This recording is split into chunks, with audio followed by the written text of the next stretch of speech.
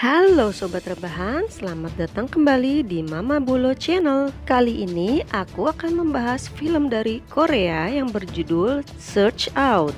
Film ini diambil dari kisah nyata loh, tepatnya dari negara Rusia. Pada tahun 2013, ada sebuah game yang bernama Blue Whale Challenge di mana telah membunuh banyak anak remaja dari 20 negara di seluruh dunia selama lebih dari 5 tahun sejak 2013. Awalnya permainan ini mempunyai misi yang diberikan admin sangat sederhana, seperti disuruh mendengarkan lagu, menonton film horor, namun semakin tinggi levelnya semakin mengerikan. Misi selanjutnya sulit dan kejam, salah satunya termasuk menikam keluarga dengan pisau cukur. Setelah itu merugikan diri sendiri yang artinya bisa menyakiti diri sendiri. Lalu misi terakhir dari permainan yang berlangsung selama 50 hari yaitu mengakhiri hidup mereka.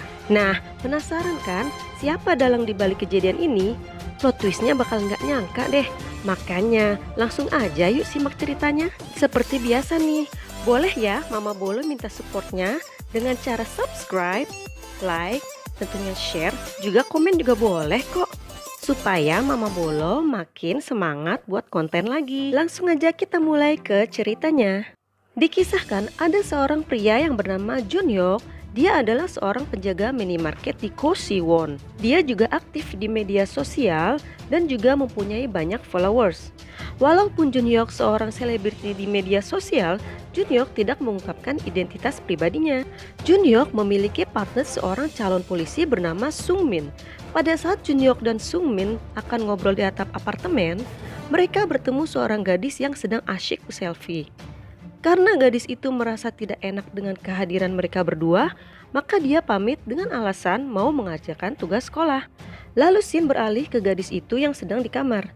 Saat dia mau mulai dengan kegiatannya, tiba-tiba ada pesan masuk di HP-nya yang menanyakan pertanyaan-pertanyaan aneh. Di saat bersamaan, Junhyuk juga sedang asik berada di depan komputer.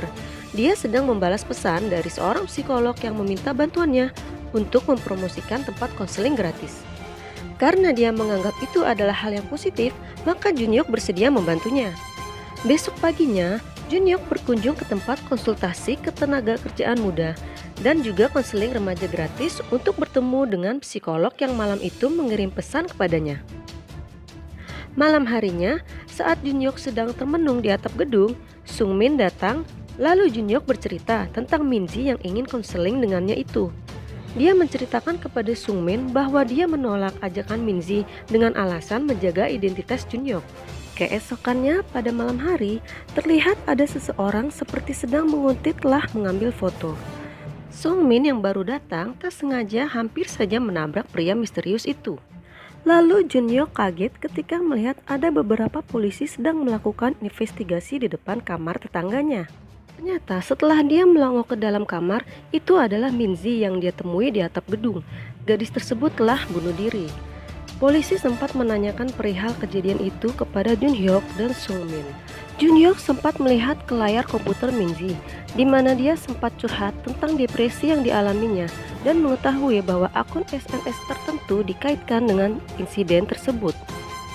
Junhyuk merasa menyesal karena tidak menolong gadis itu.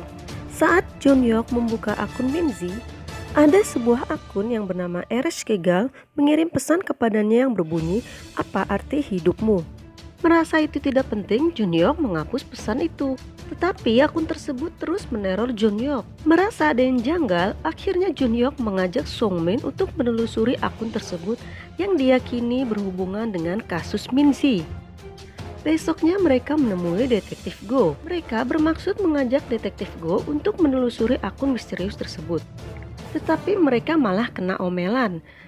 Tidak jelas alasannya, sang detektif mengungkapkan bahwa kasus itu telah ditutup dengan pernyataan bunuh diri.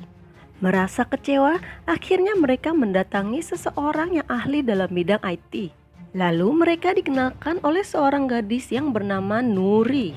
Nuri adalah seorang hacker yang berotak cerdas. Tanpa membuang waktu, mereka pun mulai menelusuri akun Ereshkigal itu. Dalam mitologi Sumeria, arti dari nama Ereshkigal adalah Dewi Bawah Tanah.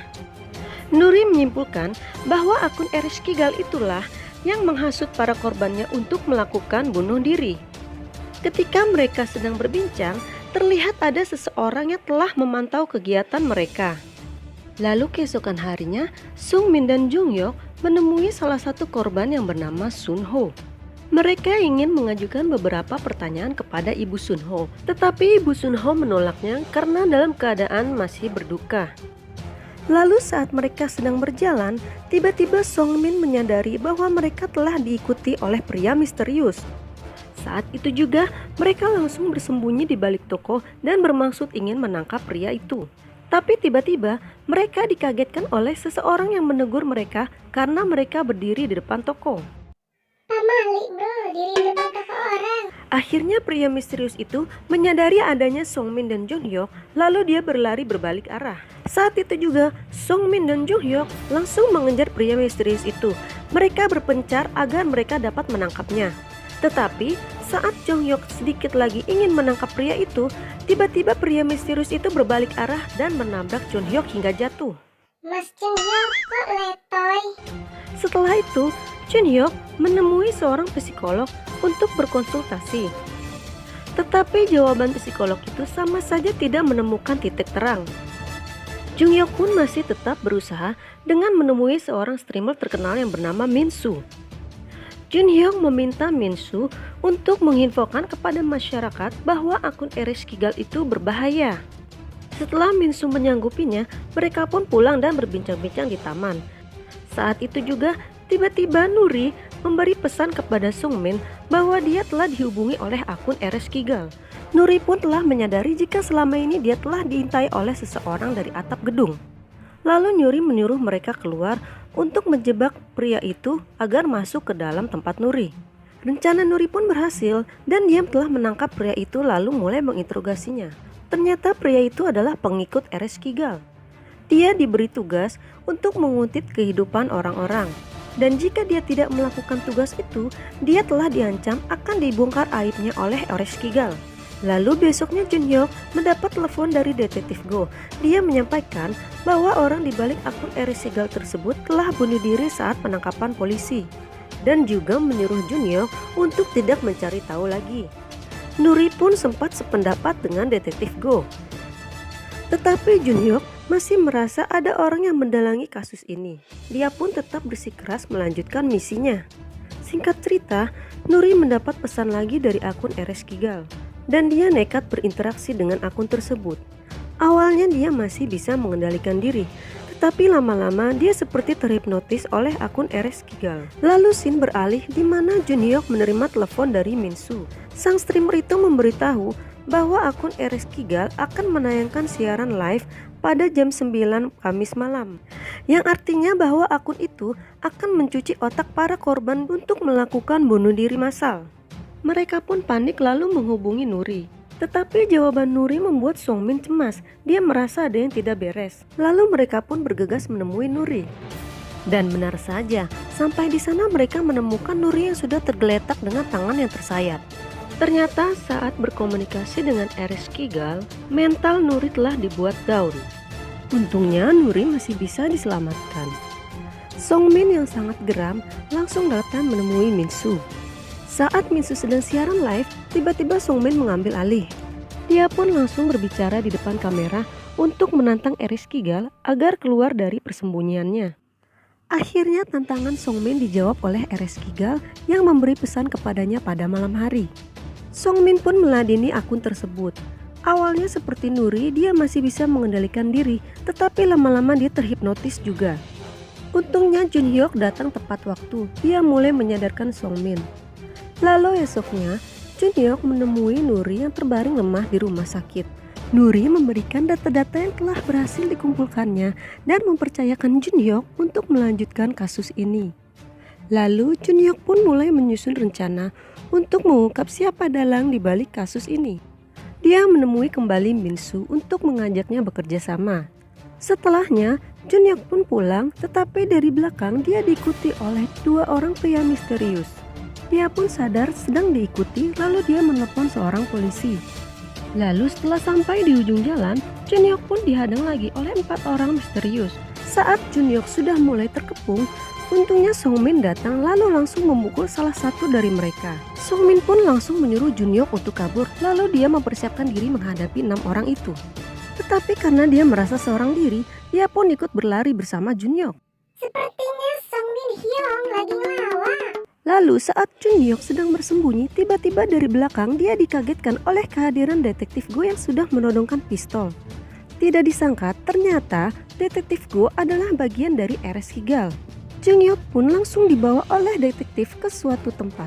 Dan yang lebih mengagetkan lagi, muncul seorang wanita yang ternyata adalah seorang psikolog yang telah dikenal oleh Junhyuk. Dia adalah Park Ji Hyun yang ternyata memiliki dendam kepada Junhyuk. Berawal dari postingan Junhyuk di media sosial yang memposting foto ayam goreng milik perusahaan ayah Park Jin Hyun. Di postingan itu, Junhyuk berkomentar jika dia membeli ayam goreng yang telah berjamur. Karena Junhyuk terkenal di media sosial, maka followersnya yang banyak itu ikut memviralkan postingannya. Dan akibatnya masyarakat pun mulai berbondong-bondong memboikot perusahaan itu. Dampak dari pemboikotan itu adalah ayah Park Jin Hyun mulai merasa depresi dan akhirnya bunuh diri.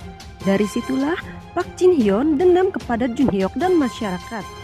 Lalu dia menciptakan game tersebut untuk mencuci otak para korbannya agar melakukan bunuh diri.